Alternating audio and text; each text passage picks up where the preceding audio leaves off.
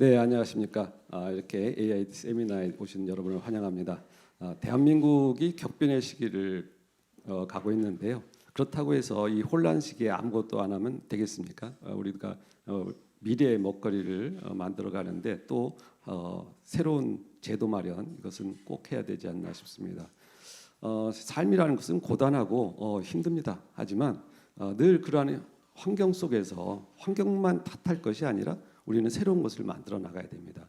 우리가 이 땅에서 미래를 같이 할 사람들이 서로 머리를 맞대고 우리가 이 땅에서 어떻게 살까?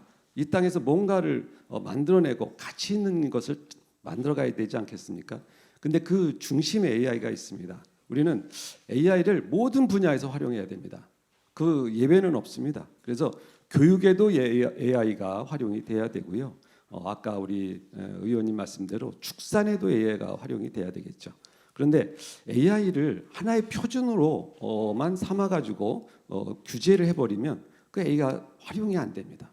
우리는 많은 분야에서 칸막이 규제를 가지고 있습니다. 그래서 그 칸막이를 넘기에는 너무 이 법의 장벽이 높다. 그러다 보면 새로운 혁신 변화라는 게 일어나질 않습니다. 그래서 오히려 AI법이 그런 규제법이 되지 않고 환경, 기업하기 좋은 환경처럼 AI를 활용하기 좋은 환경을 만드는 법이 되어야 된다. 그것이 바로 AI가 우리 환경을, 우리의 삶을 더 개선하는데 활용될 수 있는 길이다라고 생각합니다. 그래서 이 법의 정신에는 자유가 가장 중요합니다. 법치가 뭐겠습니까? 자유를 보호하는 게 법치입니다. 그래서 이 준법과 단순히 법을 지키자라는 개념을 넘어서 자유를 보호할 수 있는 법으로 나아갑니다. 그것이 바로 이 법치의 정신입니다. 이 AI도 마찬가지입니다. AI를 활용할 자유, 그리고 AI를 개발할 자유, AI로 사업할 자유, AI를 우리의 삶에 더 도움이 될 수 있는 자유, 이런 것들이 다 자유의 한 부분입니다. 그런 것들이 가능해져야만이 우리 삶이 더 나아집니다. 그래서 우리는 어떤 분야에서든 자유를 향상시키고 자유가 더 확대될 수 있도록 하는데 이 제도의 개혁이 꼭 필요하다. 제도가 미래를 바꿉니다. 그래서 이 국회가 제대로 역할을 해야만이 제도를 법치를 높이는 수준으로 입법 활동을 해야만이 우리의 자유가 더 나아지고 지켜질 수가 있습니다. 그게 바로 국회가 해야 되는 일입니다. 그래서 오늘 AI 특별법에 관한 그리고 AI에 관한 이 법이 자유를 더 향상시키고 AI를 통해서 우리의 삶을 더 나아게 만드는데 큰 역할을 했으면 좋겠다는 말씀을 드리고요. 오늘 아주 이 분야에 탁월하신 분들을 발표와 토론으로 모셨습니다. 함께 의견을 청취해 주시고 우리의 삶을 더 개선하는데 함께 지혜를 모아주시기 바랍니다. 고맙습니다.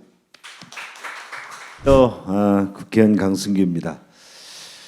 그런데 이 두 기재 사전에 우리가 뭔가 소비자가 시대 트렌드가 무엇이 중심이 되어야 되는지를 기획하고 그래서 뭔가 세상의 흐름 등을 좀 우리가 앞서서 쫓아가기 안내도 하고 해야 되는 방법이 있고 또 그런 흐름 등이 그 문제가 나오고 어떤 그 경계를 넘어서 그럴 때 규제도 하고 해야 되는데 지금 AI 산업은 이런 부분에 있어서 두 가지가 동시에 이렇게 찾아오는 것 같습니다. 우리 정부도 지금 AI 기본법을 지금 제정을 해서 국회에서도 내년 1월 시행을 좀 앞두고 있는데 이런 AI 기본법이 육성이 될 수도 있지만 또 규제를 할 수도 있고 또 우리 AI 산업을 규제할 수 있는 무슨 개인정보보호법이라든지 다양한 그 규제를 우리 AI 산업을 규제할 수 있는 여러 관련 법들이 있어서 자칫 지금 세계는 AI를 진흥시키기 위해서 엄청난 투자와 지원과 또 그 혁신을 일으키는데 이런 기본법 또 정보망법 정보보호법 이런 것 등이 또 규제를 통해서 우리 AI 산업을 억누르지 않는가 하는 부분이 지금의 그 시점입니다. 우리 자유기업원은 항상 대한민국의 그 시장 경제를 앞장서서 혁신과 어떤 창의를 일으키는 데 앞장서 왔습니다. AI 산업 저희는 지금은 규제보다도 좀 더 창의적인 어떤 혁신의 길을 안내해주고 지원해주고 터줘야 되지 않나 이렇게 생각합니다. 오늘 토론회에서 이렇게 AI 산업이 제대로 좀 우리에게서도 아주 발흥할 수 있도록 우리가 가지고 있는 여러 가지 관련 법 등의 규제를 좀 어떻게 이런 부분들 완화시키고 지원하고 투자해서 대한민국에서도 AI 산업이 꽃을 피워야 우리가 지금 여러 가지 제조업이라든지 IT 관련 분야에서 정말 한 3, 40년 만에 세계 탑 수준의 또는 뭐 10대 경제대국, 7대 경제 강국 등에 오르내릴 만큼 발전시켜 왔습니다. 이제 많은 부분 등이 AI 산업으로 기결되고 이를 AI 산업과 컨버징 융합되면서 전통 산업도 제조업도 또 관련 ICT도 더 발전하리라고 생각합니다.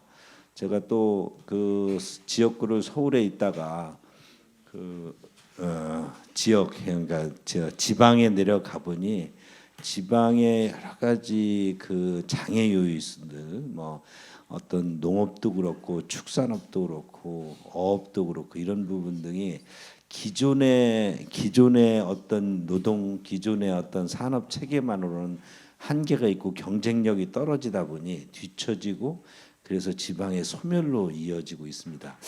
이런 부분 등이 AI 등이 이제 그런 전통의 농업이라든지 전통의 축산업 등과 잘 결합이 돼서 이런 기존의 장애인들, 그러니까 기존의 산업 시장 경제에서 한계가 있었던 부분들을 AI의 어떤 여러 가지 역할을 통해서 이런 걸 벗어나지 않을까 이런 생각을 많이 해봅니다.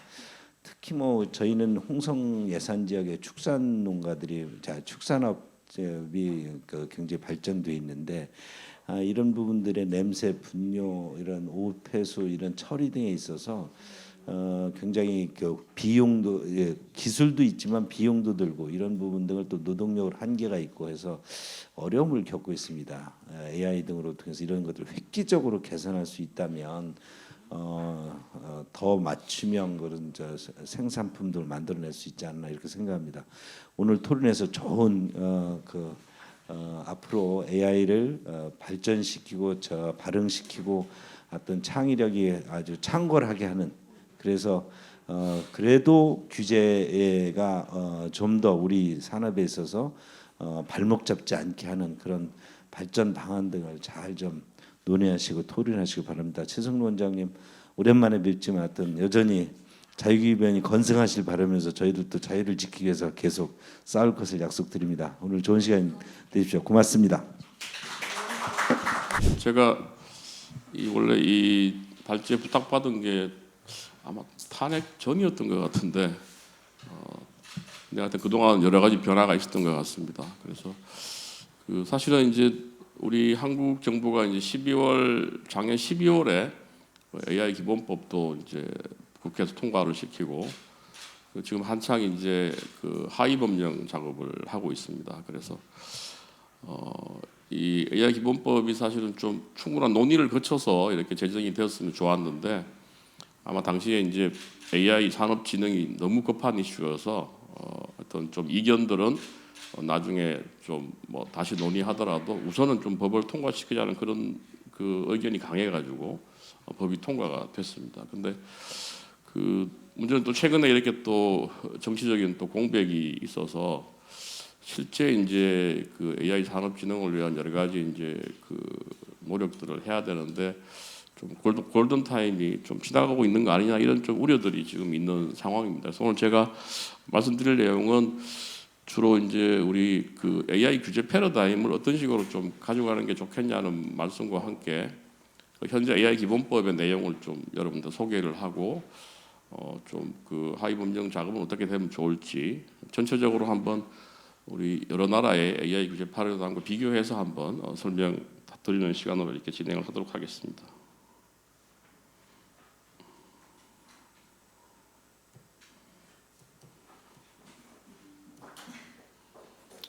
예, 목차는 이렇게 되어 있습니다. 예.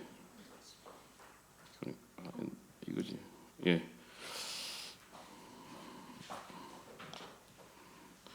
그래서 우선 그 우리 AI 관련해서 이제 제가 이제 한 세 가지 정도 그 비기 이벤트가 있었던 것 같습니다. 3대 충격이라고 표현했는데요. 하나가 2016년도에 우리가 여러분 기억하시겠지만 이제 이세돌 구단하고 알파고하고 이제 바둑 대결을 해가지고 사람이 이제 진 케이스입니다. 상당히 충격이었는데 벌써 이제 상당히 오래된 이제 10년 전에 이제 이야기가 되겠습니다. 근데 이 당시에 결국 이제 딥러닝이나 강화학습을 통해서 인간의 직관을 넘어서는 AI의 이제 능력을 받고 AI가 단순 반복이 아니라 어떤 사고도 할 수 있는 그런 시대가 온 걸로 이렇게 이제 저희들이 받아들일 수 있고요. 두 번째는 이제 2022년 벌써 이제 재작년이 됐는데 재작년 때 챗GPT라는 게 나와서 그동안 이제 데이터를 통해서 패턴을 만들어내고 그래서 예측을 하는 AI를 넘어서 가지고 실제로 여러 가지 텍스트나 이미지나 영상을 만들어내는 그러니까 생성하는 AI가 되면서 원래 이제 인간의 고유 영역이라고 생각했던 이제 창작의 영역까지 AI가 이제 넘어 들어오게 되는. 그래서 소위 산업혁명이 이제 인간의 어떤 그 육체 노동을 대체했다면 이제는 AI가 사람의 정신 노동까지도 대체하는 시대로 이렇게 접어들었다고 볼 수 있겠습니다. 그다음에 사실은 2차 충격 이후에 그 미국의 빅테크들이 엄청난 이제 재원을 가지고 뭐 GPU나 데이터 센터나 이제 이런 그 자본력 때문에 사실은 이제 미국을 제외한 이제 다른 국가들은 이제 더 이상 AI 경쟁은 좀 어렵다고 이렇게 봤었습니다. 그게 비관적이었는데 그래서 세 번째로 원래 이제 1월 초에 그 중국의 딥시크가 저비용으로도 고성능이 가능하다는 이런 AI 개발 사례를 보여줬습니다. 그래서 그동안 AI 개발은 고비용이 들기 때문에 미국을 제외하고는 사실상 어렵다는 그 공식을 이제 깨면서 한국에도 한국을 비롯한 여러 나라의 어떤 새로운 AI의 이제 방향을 제시한 그런 게 되겠습니다. 특히 또 오픈 소스라는 걸 활용해서 AI 기술이 민주화될 수 있다는 것도 보여줬기 때문에 여러 가지로 딥시크가 상당히 의미를 가진다고 볼 수 있겠습니다. 그런데 아시는 대로 이제 이 AI 부분이 이제 사실 우리 사회 전체에 이제 게임 체인저가 되고 있고 뭐 사실 이걸 활용을 하게 되면 엄청난 이제 생산성을 이제 높일 수 있는 장점이 있습니다. 다만 이제 아까 말씀드린 대로 AI가 사람의 그 정신과학이 대체를 하게 되면서 그리고 AI가 만들어내는 답변들의 어떤 진실성에 대해서도 우리가 전적으로 신뢰하기 어렵기 때문에 이런 부분들에 대해서는 뭔가 그 규제가 필요하다는 그런 논의들이 지금 계속 이어지고 있습니다. 그래서 일단 우리가 한번 글로벌 AI 규제 흐름을 한번 살펴보고 한국에서는 어떤 논의들이 있어 왔는지에 대해서 설명드리도록 하겠습니다. 이 표는 이제 그 전체적으로 그 AI 규제 동향에 대한 그런 이제 내용들을 한 장으로 요약해 놓은 건데요. 그 최초는 2019년도에 OECD에서 AI 이제 원칙을 발표한 게 이제 처음입니다. 그래서 그 이후에 2021년도에 EU가 AI 이제 액트를 처음으로 이제 제안을 하게 되고 그래서 작년 그 3월달에 이 EU AI 액트가 의회를 통과해서 작년 8월달부터 AI 액트가 지금 발효되고 있습니다. 그 EU가 아니더라도 미국도 계속 그 여러 가지 그 AI 산업진흥을 위한 AI 이니시티브 법이라든가 또는 바이든 정부에서는 AI 행정명령을 통해 가지고 AI 규제 내용을 담기도 했고요. 그리고 이제 그 한국 같은 경우도 2019년 이후에 여러 차례 AI 국가 전략을 발표하고 AI 윤리 규범에 대한 논의들을 많이 진행을 했습니다. 그래서 그 작년 12월에 AI 기본법이 제정이 됐습니다. 그래서 사실은 그 AI에 관한 이렇게 기본법을 가지고 있는 나라는 EU하고 한국이라고 이렇게 보시면 될 것 같습니다. 그다음에 EU AI 액트에서 좀 말씀을 드리면 전체적으로 보면 그 특징이 이제 AI를 규제하는 방법이 이제 크게 보면 두 가지가 있는데 하나는 이제 모든 분야에 이제 적용되는 어떤 포괄적 수평적 규제 체계를 도입하는 겁니다.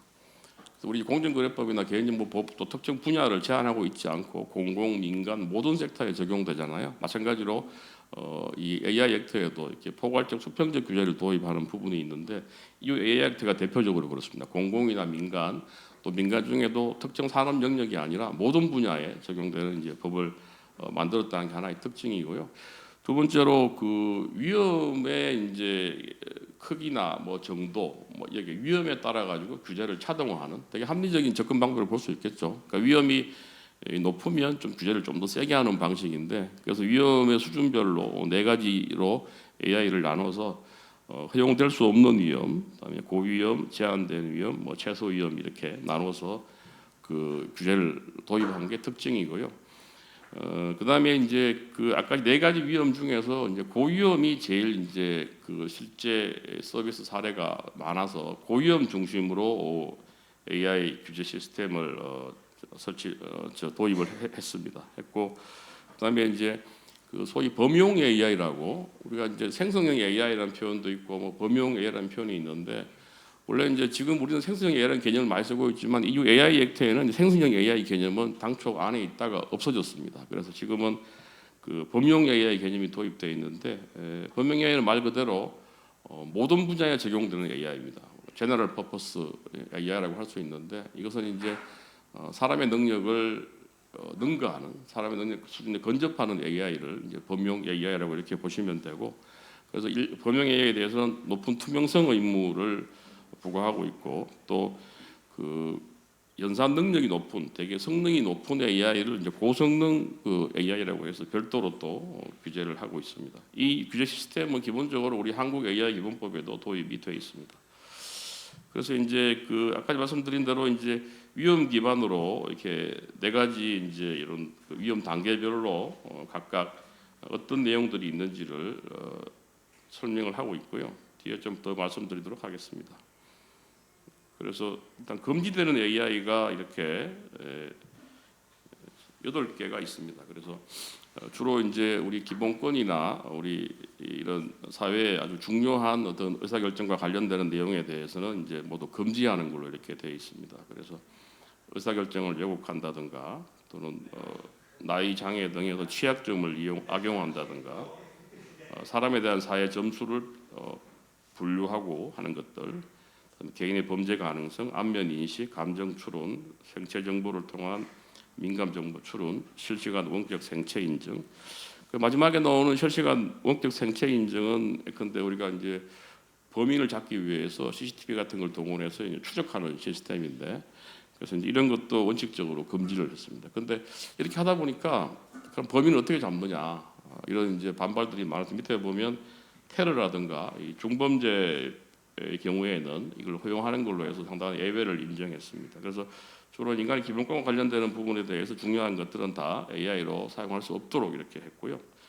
그다음에 이제 고위험은 이렇게 두 가지 유형으로 되어 있는데, 하나가 이제 제품의 안전성과 관련돼서 그 AI 시스템 자체가 안전 우려 때문에 시장 출시 전에 제3자의 적합성 평가 대상 또는 그러한 제품의 안전 요소로 되어 있는 기계, 장난감, 의료기기 이런 것들을 구체적으로 규정을 하고 있습니다. 그래서 보건안전 기본권과 관련돼 가지고 아까 금지되는 AI와는 조금 다른 측면에서 기본권에 관련되는 사항이나 안전에 관련되는 사항들에 대해서 이렇게 고위험의 AI로 이렇게 규정을 하고 있습니다.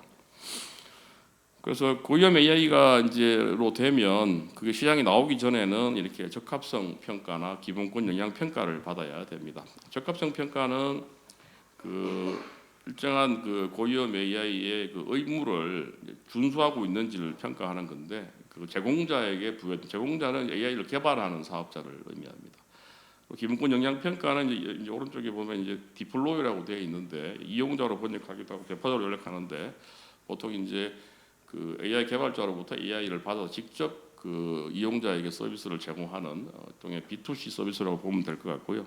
이 배포자에 대해서는 기본권에 영향을 미치는 것에 대해서 평가를 받도록 그렇게 의무화하고 있고, 시장에 출시된 이후에도 생성 로고를 6개월 이상 보관한다든지 또 시정 조치, 그다음에 감독 당국과의 협력, 모니터링 뭐 여러 가지 이런 그런 규제들을 받습니다. 그다음에 이제 범용 인공지능은 이렇게 두 가지로 나눠져 있는데, 일반적인 이제 그 범용 인공지능하고 그 시스템적인 위험을 지닌 그 범용 인공지능으로 이렇게 구분해서 그 시스템적 위험을 지닌 그 GPAI에 대해서는 추가적으로 여러 가지 의무들을 규정하고 있습니다.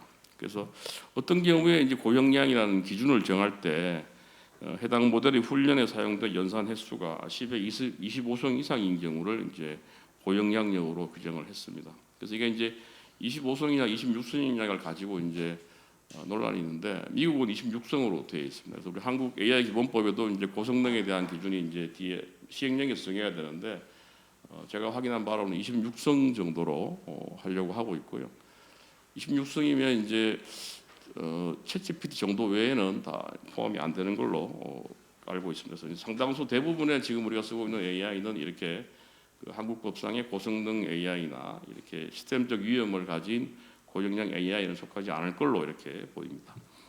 그래서 규제는 투명성 의무들이 있습니다. 그래서 이제 그 뭐 AI 산출물이 AI를 통해 생성 조작되었다는 것을 기계 판독이 가능한 형식으로 표시하는 의무도 있고, 그다음에 이제 그 일반적인 그 GPA에 대해서 보면 모델의 기술 문서 작성, 그다음에 그 AI 시스템 제공업체와 관련된 정보와 문서를 제공하는 거, 그리고 이제 3번하고 4번은 좀 논란이 많이 되는데 3번이 이제 EU의 저작권법, 아시는 대로 이제 AI가 데이터를 학습해서 이제 그걸 답변을 만들어내기 때문에 데이터 학습 과정에서 이제 데이터에 설정되어 있는 저작권을 침해할 우려가 있습니다. 여기에 대해서 그 학습에 사용된 콘텐츠에 대해서 충분히 자세한 요약문을 작성하고 공개하도록 이렇게 하고 있습니다.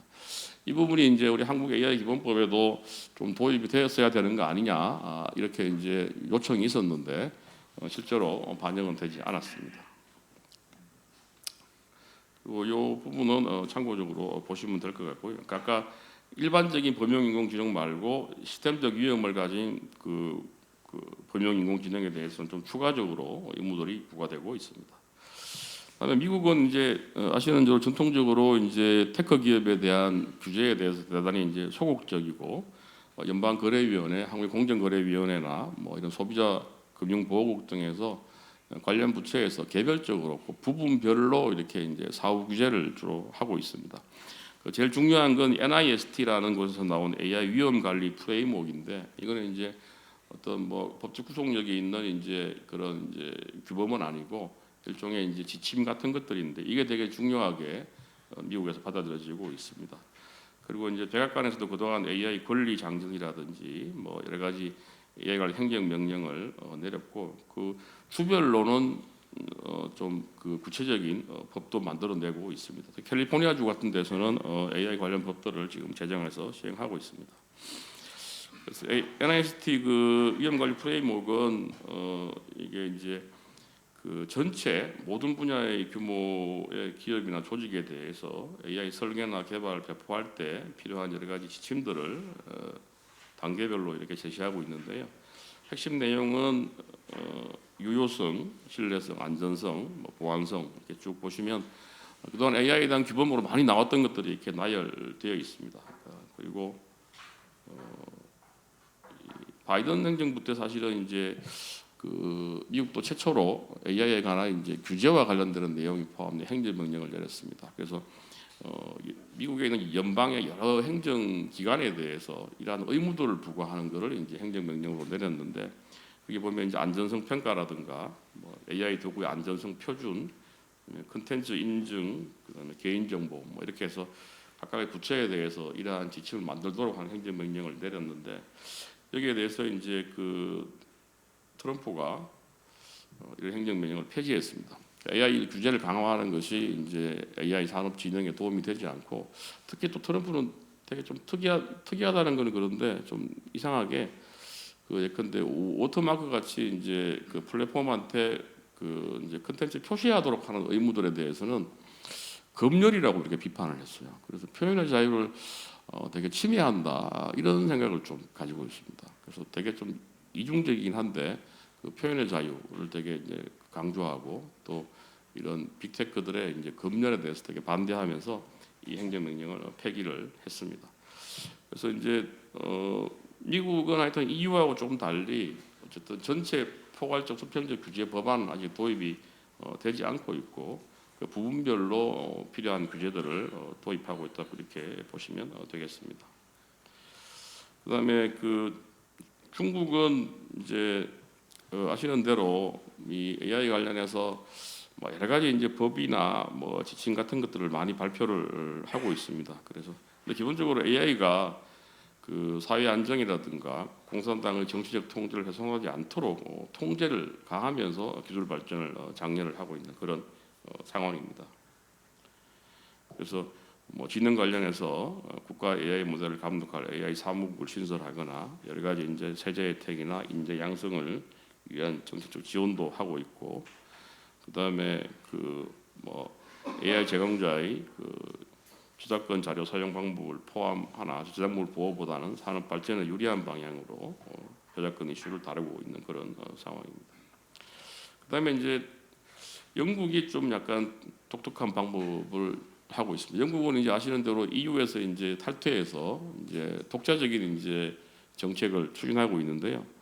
그래서 기본적으로 이제 그 프론티어 AI, 그러니까 이제 아주 성능이 높은 AI를 프론티어 AI라고 표현하는데, 챗GPT나 뭐 제미나이 뭐 이런 것들을 보시면 되는데, 여기에 대해서만 좀 법안을 도입하겠다는 거고, 나머지 부분에 대해서는 법안을 도입하지 않겠다. 그래서 그 비프론티어 AI에 대해서는 도메인 특화된 AI 규제법을 지금 AI 규제를 진행하고 있습니다. 그래서 그 각 그 부처들이 필요한 규제를 이제 자율적으로 하는 방식으로 이렇게 진행을 하고 있고, 그다음에 AI 안전연구소를 통해서 AI 안전에 대해서 이제 중요하게 생각하고 있습니다. 그래서 밑에 보시면 그 EU에서 이제 모든 영역과 부분에서 AI 거버넌스를 도입하는 이제 수평적 접근 방식과 달리 영국은 상황에 맞는 방식으로 AI 리스크를 해결하는 도메인별 접근 방식을 취하고 있는 게 특징이라고 할 수 있겠습니다. 전 개인적으로 우리 한국도 이런 방식으로 좀 갔었으면 하는 생각이 있었는데 실제 결과는 그렇게 되지가 못했습니다. 한국 AI 기본법 내용에 대해서 좀 말씀을 드리겠습니다. 그래서 한국은 사실은 어떤 나라보다도 AI 관련해서 정부가 앞서서 이제 여러 가지 전략들, 윤리 기준들, 뭐 법 규제 로드맵들 되게 많이 발표를 했어요. 그래서 뭐 그 6개월에 한 번씩 새로운 전략을 발표할 정도로 이 분야가 정부에서 상당히 공을 들여왔다고 보시면 되고요. 그래서 이제 이런 노력들이 다 포함이 돼서 작년 12월에 AI 기본법이 이제 통과가 됐습니다. 그래서 이제 22대 국회에 와서 이 법이 이제 통과가 됐는데, 그 계속 이제 우리 국회에서도 그랬고 또 정부에서도 뭐 AI 관한 기본법이 없어가지고 이제 우리 혁신이나 산업진흥이 좀 늦춰진다. AI 3대 강국을 가기 위해서는 이제 법이 필요하다. 이렇게 설득을 했고요. 이제 그런 부분들이 이제 이 그 법이 통과되는데 큰 역할을 했습니다. 근데 이제 법이 통과되고 나고 보니까 앞부분은 다 산업진흥에 관한 내용이에요. 뭐 R&D, 인력 양성, 뭐 여러 가지 이제 그동안 전통적인. 근데 뒷부분에 가면 이제 그 AI 규제에 관한 내용들이 이제 포함이 되어 있습니다. 그래서 생각보다 제가 저도 나중에 이렇게 보고 깜짝 놀랐는데 이렇게 많은 규제를 넣었단 말이야. 이 법이 특이하게 이제 저도 이 분야를 많이 하고 있는 전문가 중에 한 명인데 이 법 내용이 어떻게 전개되는지 전혀 몰랐어요. 또 다른 전문가도 마찬가지고. 그래서 이게 이제 여러 의원들이 이제 그 발의한 법들을 서로 이렇게 협상 과정에서 이제 조문을 넣고 빼고 하다 보니까 또 AI 규제가 필요하다는 야당 쪽 입장들이 좀 그걸 반영하지 않은 법이 통과가 안 되니까 아마 이렇게 이제 여러 내용들이 들어가게 된 것 같습니다. 그래서 이제 크게 보면 그 세 가지 정도로 이렇게 사업자를 분류를 해놨습니다. 그래서 고영향, 그러니까 아까 EU에서 나오는 고위험과 유사한 개념인데 우리는 위험 대신 영향이라는 개념을 썼습니다. 고영향 AI를 하는 사업자. 그다음에 생성형 인공지능. EU는 약간 제가 생성형 AI 개념이 없어지고 그냥 이제 범용 AI를 썼다고 그러는데 우리 한국은 그냥 생성형 인공지능이라고 쓰고 있습니다. 그리고 이제 아까 그 학습 사용 누적 연산량이 높은 인공지능을 이제 고성능이라는 표현은 법이 없는데 고성능으로 보면 이 AI를 세 가지로 나눠서 각각에 대해서 의무들을 부과를 하고 있습니다. 그건 뒤에 다시 한번 말씀드리겠습니다. 그래서 이제 이 세 가지가 이제 되어 있는데 이 분류를 세 가지로 했는데 개념들을 보면 고영향은 이제 사람의 생명, 신체의 안전 기본권에 중대한 영향을 미치거나 위험을 초래할 우려가 있는 AI 시스템, 특정 영역에 활용되는 AI 시스템이라고 되어 있고요. 그 특정 영역을 이렇게 법률에다가 이게 총 몇 가지죠? 10가지쯤 되나요? 하여튼 따로 이렇게 법을 나열을 하고 있습니다. 그래서 이제 앞부분에 일반적인 개념 규정이 있고 이런 것으로서 이제 법률에 규정하는 AI 이런 식의 접근을 하고 있어요. 그 EU하고 좀 다르죠. EU는 이렇게 법률에 따른 뭐라고 딱 규정하고 있지는 않은데 그리고 이제 마지막에 보면 그 밖에 이제 사람의 생명, 신체 안전, 기본권 보호에 중대한 영향을 미치는 영역에서 대통령령으로 정하는 영역. 그러니까 이제 향후에 이제 대통령령으로 여기 나와 있는 뭐 에너지나 먹는 물 이런 거 말고도 추가적으로 더 이제 계속 그 이게 좀 고영향이라고 판단이 되면 고영향 AI 범주로 포함하겠다는 그런 이제 입법자의 의도입니다. 그래서 이제 이게 뭐 요 고영향 인공지능 개념에 대해서 이제 상당히 그 기업들도 그렇고 또 좀 뭐 전문가들도 좀 문제가 많다고 이렇게 보고 있는데 우선 이제 뭐 중대한 영향이 뭐냐, 뭐 중대성에 대한 뭐 이런 문제, 뭐 그리고 이제 이게 무한히 AI 개념이 확대될 수 있는 것에 대한 또 문제라든가 뭐 뒤에 다시 한번 말씀드리고 생성 인공지능은 이제 우리가 아는 대로 그 데이터를 입력해 가지고 그거를 글, 소리 이런 것들로 이제 생성하는 내용이고 고성능은 제가 말씀드린 거고요. 그래서 이제 의무들을 보면 고용량의 경우에 이제 5가지 의무가 있습니다. 그래서 안전성, 신뢰성을 검인정하도록 하는 건데 이거는 이제 법상으로는 이제 할 수 있다로 되어 있어서 이제 뭐 노력해야 된다고 되어 있어서 꼭 의무라고 보기는 힘듭니다. 근데 이걸 해야지만 이제 국가나 지방단체가 이제 공공기관이 이제 구매할 때 우선적으로 이걸 구매하도록 해놔가지고 사실상으로는 이제 이것도 하지 않을 수 없는 거 아니냐 이런 면에서 보면 이제 좀 의무라고 볼 수 있고요. 그다음에 뒷부분에 이제 기본권 영향 평가도 이것도 노력해야 된다고 되어 있어요. 이것도 사실 노력은 해야 되지만 그 뒤에도 보면 또 국가나 공공단체가 그 AI 구매할 때 이렇게 기본 영향 평가를 받은 걸 우선 구매하도록 해놔가지고 이것도 결국은 노력 의무지만 사실상 의무처럼 이렇게 될 가능성이 높아서 그 2가지가 있고 그다음에 이제 투명성 의무 이용자한테 사전에 이게 AI로 인한 거라는 걸 이제 고지하도록 하는 의무가 있고 그다음에 이제 이 3번째도 상당히 좀 특이한데 그 자기가 AI를 개발하면 이게 고영향인지를 한번 스스로 검토해야 돼요. 검토하고 내가 고영향이라고 생각했는데 진짜 고영향이 맞는지를 과기정통부 장관한테 확인할 수 있도록 해놨습니다. 이것도 확인해야 된다가 아니라 필요하면 확인할 수 있다로 되어 있는데 확인할 수 있다고 하더라도 또 실제로 자기 스스로 나는 고영향이다 아니다 판단하는 게 되게 이제 위험하잖아요. 그래서 그런 면에서 보면 이것도 과기장관한테 확인을 대부분 받게 되지 않을까 이렇게 보면 사실상의 의무사항으로 운용될 우려가 있다. 그리고 이제 제일 중요한 의무가 이제 안전성, 신뢰성 확보 조치 의무입니다. 그래서 오른쪽에 뭐 이용자 보호 방안, 사람의 관리 감독, 문서 작성 봉안, 그다음에 학습 데이터 개요에 대한 설명 뭐 이런 거에 대한 그 조치들을 해서 할 의무가 있고요. 그래서 총 5가지 정도의 의무가 부과되어 있습니다. 생성형 AI에 대해서는 그 투명성 의무가 규정이 되어 있습니다. 이용자에 대한 사전 고지, 그다음에 결과물에 대한 표시 의무, 소위 이제 오토마크라고 하는 것들이고요. 특히 딥페이크 영상에 대해서는 고지나 표시를 하도록 하는 것도 의무가 되어 있습니다. 고성능에 대해서는 이렇게 위험 식별 평가 완화, 위험 관리 체계를 갖추도록 하는 이런 의무들이 되어 있습니다. 그리고 이제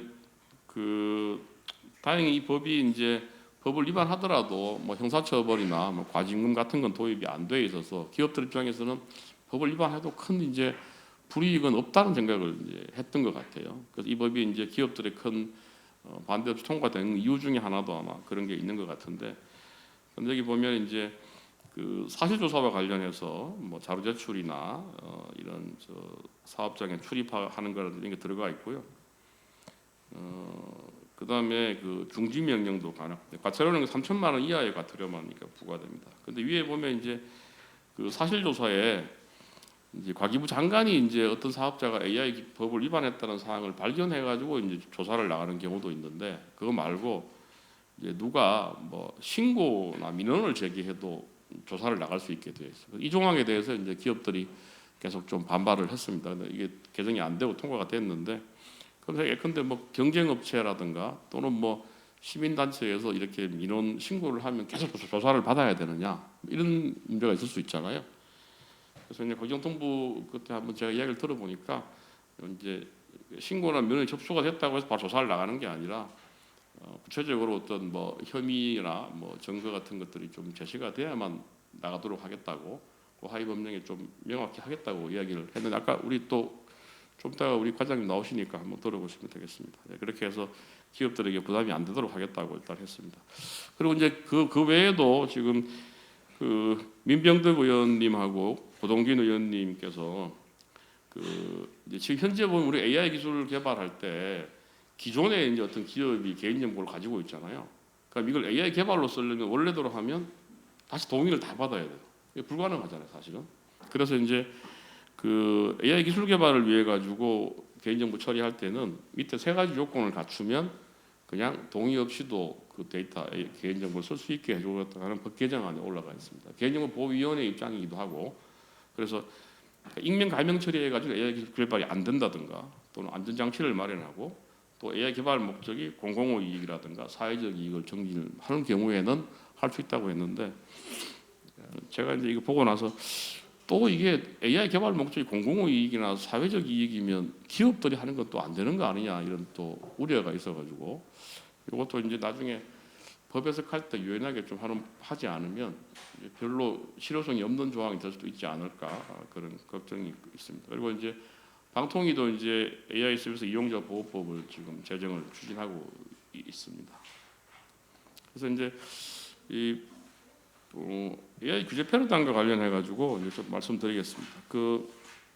아까 처음 말씀드린 것처럼 한편으로는 우리가 새로운 기술을 도입 촉진해야 되는 요구도 있고 다른 한편은 새로운 기술로 인한 위험도 통제해야 된다는 두 가지 요구가 이렇게 충돌하고 있어서 혁신을 촉진하고 위험성 관리라는 그 두 가지 목표를 어떻게 규정적으로 모색할 것이냐가 되게 중요한 과제라고 볼 수 있고요.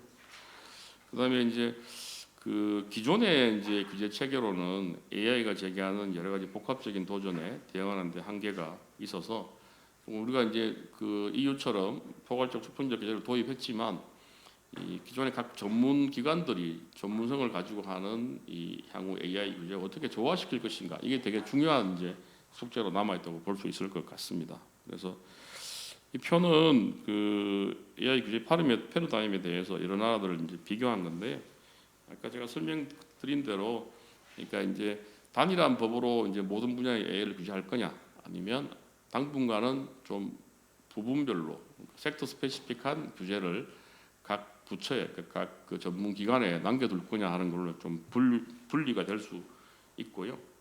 그다음에 나머지 원칙들은 대부분 좀 비슷합니다. 비슷해서 일단 그 방식 두 개가 사실은 제일 차별이 있는 거라고 이렇게 이해하시면 될 것 같고요. 그래서 이제 규제 패러다임과 관련해서 최근에 변화들이 좀 이제 목격이 되는 게 아까 제가 말씀드린 또 트럼프가 이제 바이든이 이제 발표한 AI 행정명령을 폐기를 이제 한 부분. 트럼프는 그 1기 때 미국의 AI 리더십 유지 행정명령을 발표한 바 있습니다. 이 내용은 AI에 대한 규제를 제한해서 AI 기술 개발을 촉진하는 것이 이제 초점이었고, 그 다음에 이제 원래 그 미국 내 AI 인프라를 대규모로 확장하기 위해서 스타게이트 프로젝트라는 걸 추진을 하고 있습니다. 총 720조가 투자되는 걸로 알려져 있고, 오픈 AI나 소프트뱅크, 오라클 등이 참가하는 대규모 이제 그 프로젝트가 되고 있고, 그리고 특히 이제 뭐 아시겠지만 AI 때문에 미중 간의 경쟁이 이제 미국이 그 압도적인 이제 AI 분야의 기술 우위를 가지고 가겠다는 전략을 계속 추진하고 있는데 그 관련해 가지고 이제 수출 통제 전통적인 이제 수출 통제에 AI 기술도 포함을 해서 지금 진행을 하고 있습니다. 그다음에 이제 EU 관련되는 건데요.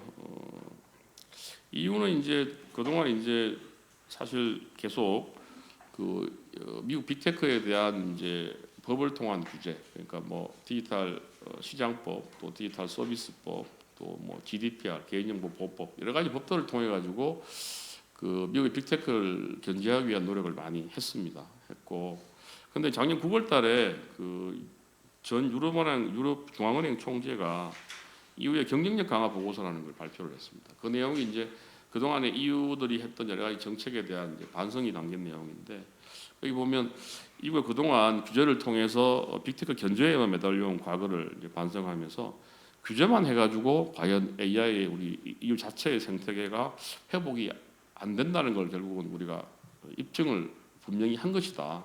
더 이상 우리가 규제에 매달려서는 안 되겠다는 이야기를 했고 그리고 특히 이제 그 EU의 핵심 서비스들이 다 미국 빅테크의 클라우드 기반의 클라우드 인프라에 의존하고 있다는 점에 대해서 이게 너무 위험하다. 그러니까 EU에 있는 모든 데이터들이 다 미국 빅테크의 그 클라우드로 가게 돼 있잖아요. 그래서 이런 디지털 인프라를 우리가 자체적으로 구축하지 않으면 안보라든가 민주주의에 큰 위험이 된다는 점을 이 보고서에서 이야기를 하고 있습니다. 그래서 그 EU가 클라우드 서비스를 이용할 때 EU 사업자의 서비스도 함께 받도록 정부 조달 규정을 마련한다든지 이런 제안들을 했습니다. 그리고 이제 파리 AI 이제 서밋 할 때 그 우르졸라 폰 데어 라이엔 EU 집행위원장이 300조 규모의 이제 투자를 하겠다는 그 인베스트먼트 AI 이니시티브를 발표했고요. AI 규제도 중복을 조정해서 단순화하고 기업의 행정 부담도 줄이겠다고 이렇게 발표를 했습니다.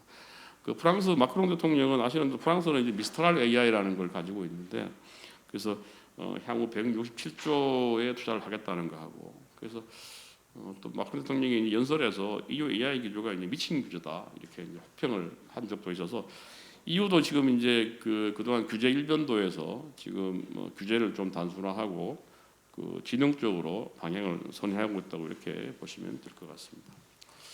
그래서 이제 제가 이제 그래서 결론적으로 보면 아까 제가 말씀드린 것처럼 그 EU가 이제 그 AI 위험을 통제해서 그 시민의 기본권을 이제 보장하겠다. 그리고 미국의 빅테크 규제를 통해서 자국 AI 산업을 진행하겠다. 이 두 가지가 사실은 EU의 목표였는데 EU가 이제 규제에서 진흥으로 이제 변하고 있다. 그렇게 보면 그 기존에 미국, 중국, 영국, 일본 등 EU 포함해서 모든 국가가 AI 규제를 최소화하는 대신 AI 산업 진흥과 혁신을 위한 방안으로 좀 약간 변화되고 있다는 생각이 들고요. 그리고 이제 뭐 너무 아쉬운 이야기긴 한데 제가 이렇게 보니까 이제는 뭐 중국이 이제 가성비 있는 AI 딥시크를 가지고 미국과 이제 본격적인 경쟁 그 반열에 올라 있다고 이렇게 볼 수 있는 상황이고 그 여러 개 이제 AI 순위라든가 AI 기업들의 뭐 경쟁력 비교할 때 보면 지금 프랑스의 미스트랄 AI가 계속 세 번째로 올라오고 있어요. 그래서 그렇게 보면 이제 그 AI가 미국, 중국, EU의 이제 3급 경쟁으로 가고 있는 거 아니냐. 물론 우리가 이제 빨리 얘기를 따라잡을 필요가 있긴 한데 현재는 좀 그렇게 보입니다. 보이고 그래서 저는 이 경쟁력 확보를 위해서 그건 지금 뭐 좀 설명드린 대로 대규모의 자본 투입이 일단 중요하다. 두 번째가 이제 규제 혁신입니다. 그래서 그리고 이제 EU가 그동안 기본권이나 안전 중심의 접근을 했고 미국과 영국 등이 혁신 중심 접근으로 이제 글로벌 AI 거버넌스가 좀 이렇게 분화가 되어 있었다면 이제는 AI 기술 산업 안보에서 우위를 차지하는 시장 중심 혁신 중심 접근으로 글로벌 AI 거버넌스가 수렴하고 있는 거 아니냐. 그래서 우리도 당연히 뭐 AI 기본법이 통과됐지만 시장이나 혁신 중심 접근으로 좀 변화할 필요가 있다 그런 말씀을 드리겠습니다. 그래서 이제 AI 규제 패러다임의 주요 원칙과 관련해서 제가 한 4가지 정도를 이야기했는데, 그러니까 원칙 중심 규제, 그래서 특정한 행위에 대해서 허용 여부나 제재 여부를 규칙을 통해 확정적으로 정하는 것이 아니고 법으로는 일반적 상대 원칙만 정하고 원칙의 범위 내에서 유연한 행위를 하는 방식으로 가자는 거고요. 그다음에 이제 뭐 잘 아시는 네거티브 규제, 사후 규제, 그다음에 전문적, 참여적 규제. 그래서 이제 사실 세 번째 전문적 참여적 규제가 잘 안 되고 있는 것, 특히 AI 기본법 이번 제정 과정에서 뭐 그런 면에서 좀 말씀을 드리고 싶고, 그다음에 그 위험 기반 규제라고도 불리우는 비례적 규제. 어떻게 보면 당연한 원칙이긴 한데, 그러니까 우리가 위험의 크기에 비례해서 규제를 좀 이렇게 차동화시키는 방법이 합리적으로 봐야 되겠죠. 그래서 그런 면에서 4가지 원칙을 가지고 앞으로 AI 규제 패러다임이 만들어진다고 보고요. 우리 한국의 AI 기본법은 EU법에 비하면 뭐 과징금도 없고 또 뭐 금지되는 AI에 관한 것도 없고 뭐 그러면서 보면 규제 총량이나 강도는 상당히 약화되어 있어서 혁신 친화적이라는 평가가 이제 가능합니다. 하고 또 이 법이 시행되면 AI 기술 개발이나 뭐 제품 서비스 제공에 대한 규제의 불확실성도 제거돼서 AI 산업 진흥을 위한 정책이 체계적으로 추진될 수 있지 않느냐 뭐 이런 기대를 할 수 있는데 제가 말씀드린 것처럼 당초 기대와는 달리 상당히 규제 내용들이 많이 포함이 되어 있어서 혁신을 제어할 가능성이 있다는 생각이 들고 특히 그 수평 규제를 도입을 했는데 보통 수평 규제라고 하면 규제 대상이 일반적이고 동질적일 때 이제 가능합니다. 그래서 이 수평 규제를 도입하면 다른 이제 부문별 수직 규제는 이제 해체 통합하는 것이 원칙인데 우리는 이제 AI 기본법을 도입했지만 기존의 이제 도메인별 규제는 그대로 있는 상황이잖아요. 근데 뭐 금융 분야의 AI 규제, 뭐 의료 분야 다 있어서 한국은 또 부처 간에 이제 그 협력이 잘 안 되는 부처 할거주의가 되게 강합니다.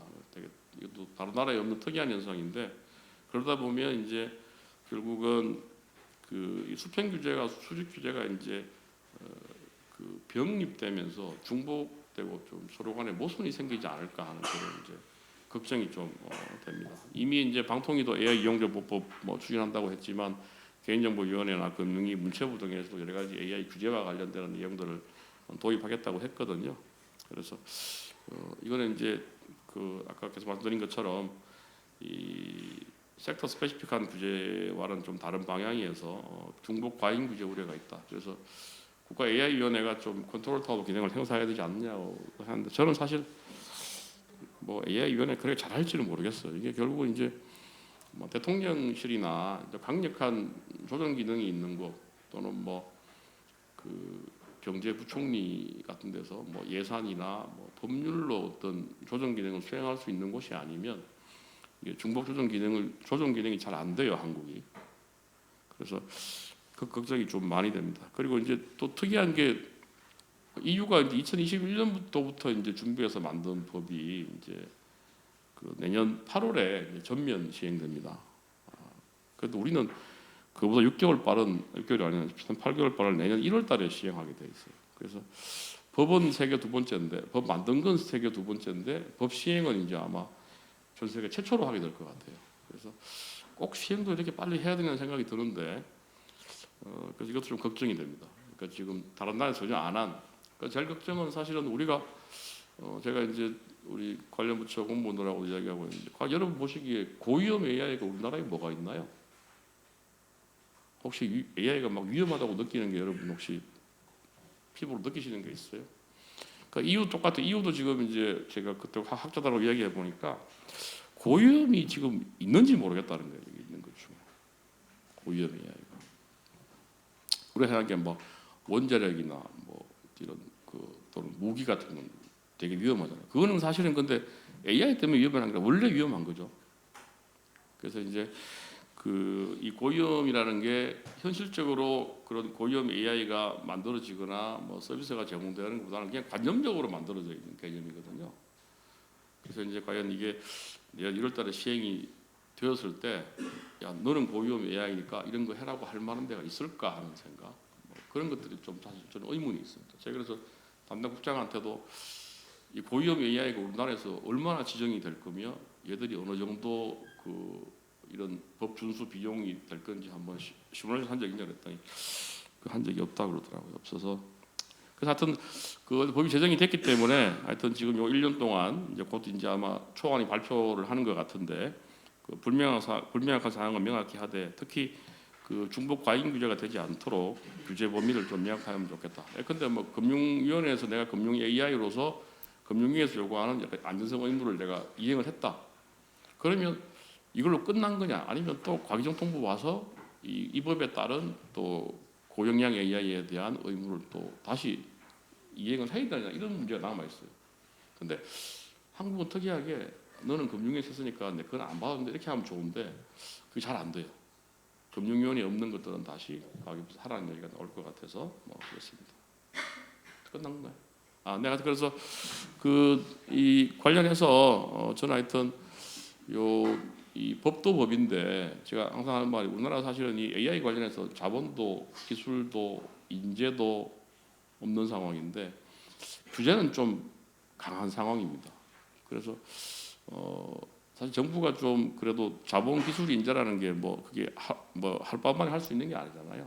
근데 규제는 사실은 좀 여야가 협의하고 하면 철폐할 수 있는 건데 이것마저도 좀 잘 안 되고 있는 게 너무 아쉽다는 생각이 들어서 하여튼 뭐 새 정부가 되든 많이 지금 상황이라도 빠르게 규제 혁신을 통해서 우리가 AI 3대 강국에 될 수 있도록 노력해야 되지 않겠냐 말씀을 드리면서 발표 마치겠습니다. 감사합니다. 를 맡으신 이성혁 교수님께서는 그 EUI AI 액트 그리고 미국, 중국, 영국 AI 규제 입법 현황을 포괄해서 글로벌 AI 규제 동향을 분석해서 말씀해 주셨습니다. 특히 전 세계 최초로 2026년 1월 시행 예정인 국내 AI 기본법 내용 분석에 이어서 시장 혁신 중심 접근으로 AI 규제 패러다임이 전환되는 상황에서 국내 AI 기본법에 시사하는 점을 말씀해 주셨습니다. 산업진흥 관점에서 규제 불확실성을 제거하고 혁신 친화적인 AI 기본법에 대해서 기대가 크지만 한국의 경우 기본법이라는 명분으로 도메인별 규제를 예정하는 수평 규제 형식을 취하게 되어서 향후 수평 규제와 수직 규제가 병립될 가능성도 지적하여 주셨습니다. 이에 따라 골든타임을 놓치지 않고 향후 하위 법령 제정 과정에서 불명확한 부분을 명확하게 잡되 중복 과잉 규제 가능성이 있는 조항에 대한 규제 범위를 명확히 할 것을 제안해 주셨습니다. 다음은 글로벌 AI 경쟁력 강화를 위한 규제 패러다임 전환이라는 큰 주제로 종합 토론을 진행하도록 하겠습니다. 저희가 시간이 지체된 관계로 제 생각에는 각자 한 7분, 8분 정도로 생각하셔가지고 토론을 하시면 될 것 같은데요. 먼저 과학기술정보통신부의 공진호 인공지능 기반 정책 과장님이 먼저 토론을 하시겠습니다. 네, 저 과학기술정보통신부에서 인공지능 정책 맡고 있는 공진호 과장입니다. 교수님 앞서 발제 잘 들었고요. 이제 저희가 고민하고 있는 내용들 너무 잘 설명해 주셔서 제가 좀 거기에 대해서 의견을 드리는 자리로 이제 시간을 갖도록 하겠습니다.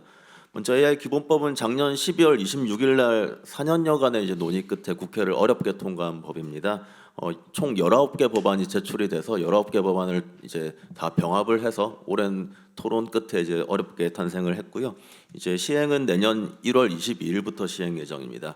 그래서 AI 기본법은 말씀해 주셨듯이 이제 EU에 이어서 세계에서 두 번째로 제정된 법안으로 이제 여러 가지 뭐 기대와 우려가 교차하고 있지만 이제 저희 입장에서는 이제 혁신과 안전을 좀 조화롭게 최대한 반영한 법안이라는 점에서 큰 의미를 갖고 있다 이렇게 말씀드리고 싶습니다.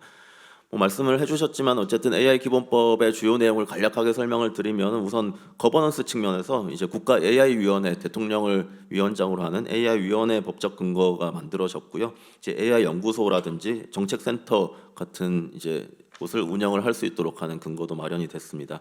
그리고 여러 가지 지능 조항도 먼저 담고 있습니다. 이제 기술 개발이나 표준화, AI 도입 활용 지원, 뭐 인프라 구축, 인재 양성 등등 이제 여러 가지 지능 정책을 위한 이제 근거를 마련을 했고 데이터 센터라든지 AI 집적 단지 지정 운영 관련한 조항도 마련이 됐습니다.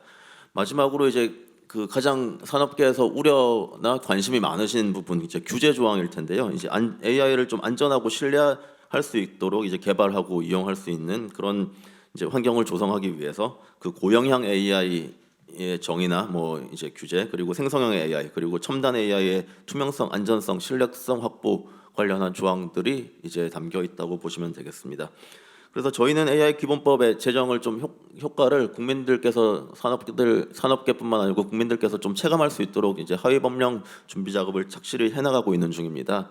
그래서 지난 1월 15일부터 이제 저희가 하위 법령 정비단을 출범을 해서 운영을 하고 있고 이제 민간 전문가분들을 모시고 저희가 온라인 오프라인을 통해서 다양한 의견을 받아서 이제 시행령과 고시 그리고 가이드라인을 마련 중에 있습니다.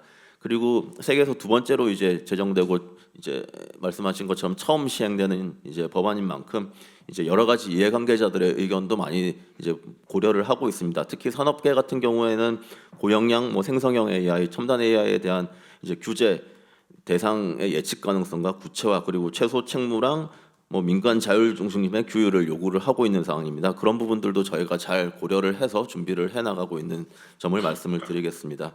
그래서 저희가 하위 법령을 중심으로 이제 그 준비를 하고 있는 내용을 크게 네 가지 원칙을 말씀을 드리면은 첫 번째는 이제 입법 취지를 감안을 해서 저희가 필요 최소한의 규제만을 하겠다라는 이제 입장을 갖고 있습니다. 그리고 두 번째는 AI 산업이 아직 초기 단계이고 계속해서 발전해 나가는 산업이기 때문에 그 법조문의 해석은 좀 최대한 신중하게 접근을 할 예정이고 세 번째는 사업자라든지 시민단체 등의 여러 분들의 이제 의견을 폭넓게 들어서 이제 합리적인 수준에서 규정을 해나가겠다라는 말씀을 드리고요. 마지막 네 번째로 이제 해외 법제와의 상호 운용성도 고려를 해서 이제 국내법을 준수하는 것이 오히려 뭐 좀 손해가 되거나 새로운 추가적인 부담이 되거나 그렇게 하지 않도록 그렇게 저희가 준비를 해나갈 예정입니다.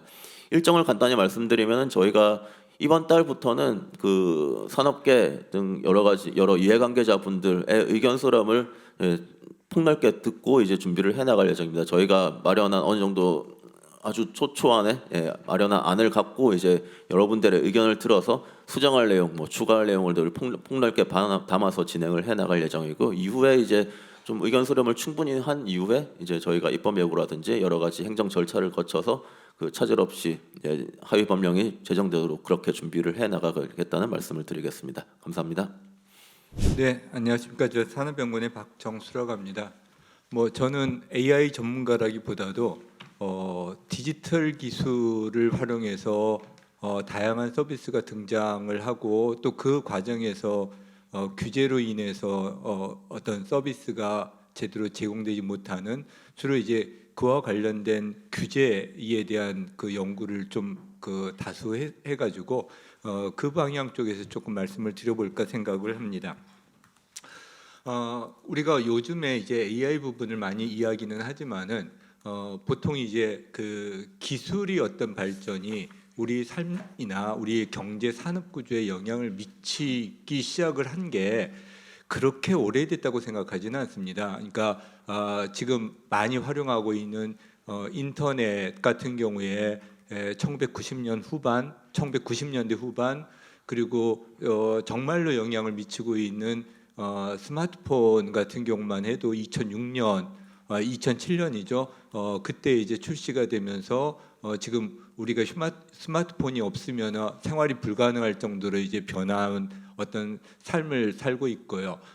그리고 2015년, 16년에 WEF에서 이야기했던 4차 산업혁명과 관련해서 다양하게 이제 그 변화될 사회 구조 그리고 일자리 부분을 이야기한 그 시점이 이렇게 보면은 어떻게 생각하면은 한 30년 짧게는 한 10여 년 요 정도부터 우리 삶에 기술이라는 디지털 기술이라는 부분이 영향을 미치고 있는데 그 과정을 보면은 우리가 어떤 그 기술이 우리의 어떤 경제나 산업의 삶에 영향을 미칠 것이라고 부정적인 영향을 미칠 것이라고 생각한 부분은 아마도 그 4차 산업혁명 이후에 디지털 기술 그러니까 데이터의 어떤 활용 이후에 개인정보 보호나 이런 부분들이 이야기된 시점부터가 아닐까 생각을 합니다. 물론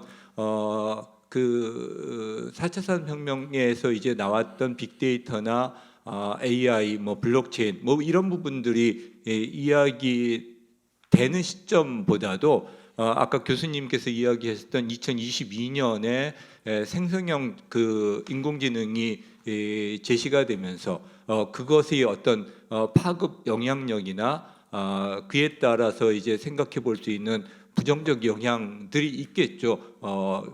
일자리 창출이 문제도 있긴 하겠지만은 어떤 그 데이터에 기반해 가지고 인공지능이 뭔가를 했을 때 편향성 아니면은 프라이버시 또는 투명성 이런 윤리적인 측면까지가 이제 제시가 되면서 AI를 활용해서 우리가 뭔가를 할 수 있다라는 측면보다도 부정적인 측면 우리가 이제 미래에 대한 어떤 불안한 감을 느끼기 시작을 하면서 이 AI에 대해서 어떻게 할 것이냐라는 부분이 강조가 되지 않았나 생각을 합니다. 결국 이제 그 와중에서 이제 등장했던 게 EU의 AI 액트 그리고 미국에서 있었던 행정명령 같은 거 그리고 이제 우리도 지능이라는 측면이 이제 강하게 이야기는 하고 있지만은 또 다른 측면에서는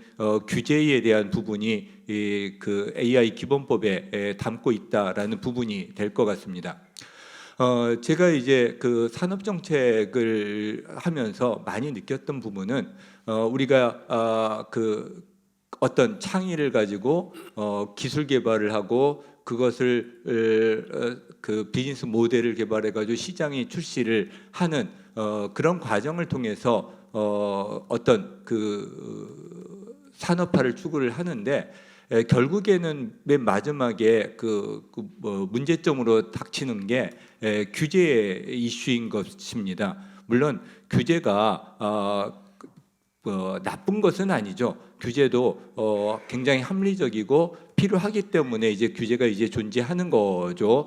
AI 그 액트나 AI 기본법에 있는 규제도 그런 윤리적인 문제나 아니면은 우리의 어떤 뭐 미래의 어떤 불안감을 해소시킬 수 있는 그런 부분에 있어 가지고는 필요하지만은 또 다른 측면에서는 우리가 그동안에 디지털 기술을 활용해 가지고 혁신적인 아니면 새로운 비즈니스 모델을 제공을 할 때 항상 걸림돌로 작용했던 거 그 미국에선 되고 한국에서 안 됐던 뭐 에어비앤비나 그 우버 같은 그런 서비스들, 그리고 이제 그 의료하고 관련된 다양한 서비스들, 뭐 이런 부분들이 결국 규제로 인해서 그 실제 비즈니스 모델화되지 못했던 부분이 이제 존재하는 거죠. 특히 아까 이야기하셨던 것 중에서 이제 수평적 규제와 수직적 규제가 이제 존재하고 있고, 또 다른 측면에서 우리가 생각해 볼 수 있는 게 AI도 생각하지 못했지만은 AI를 통해 가지고 등장할 새로운 모델들은 한 번도 생각해 보지 못한 어떤 그런 서비스일 것입니다. 그런데 이제 이게 규제라는 부분이 미리 생각을 하고 어떤 규제를 하는 게 아니라 기본적인 내용들을 이제 그 담고 있죠. 그런데 이제 미래에 등장할 부분들이 이런 포괄적인 어떤 규제에 의해 가지고 서비스가 지체가 될 경우에 그리고 이제 그 다음 단계는 AI를 통해 가지고 뭔가 산업화해 가지고 경쟁력을 확보하는 데 있어 가지고는 굉장히 부담이 되지 않을까 생각을 합니다. 물론 이제 그런 측면에서 EU나 미국에서도 규제보다도 규제는 유진하겠지만은 산업화 쪽에 조금 더 초점을 맞추는 정책으로 전환되지 않았나 생각이 들고요.